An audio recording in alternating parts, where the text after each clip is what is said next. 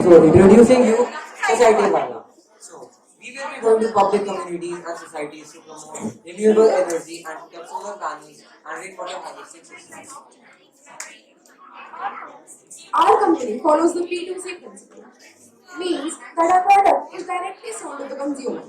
This business has almost no risk and also needs, everyone needs free electricity, right? Maintenance of these is once for 2 to 3 years. Our target consumer is middle to high class societies.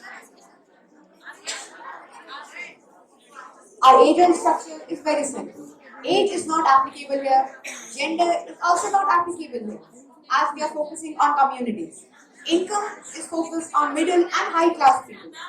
Location, we are focusing on apartments, communities, and societies, and mostly you can say urban areas. Education is also not applicable here, but we recommend you to have basic knowledge about solar panels and solar energy.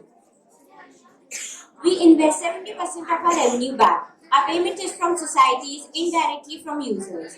And our users are residents living in the society.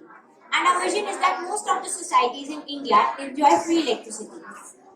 As we know, we are all moving towards a green planet. And probably you have heard about the quote, there is no planet B. This initiative will be help big hand towards achieving this. So we thank you all.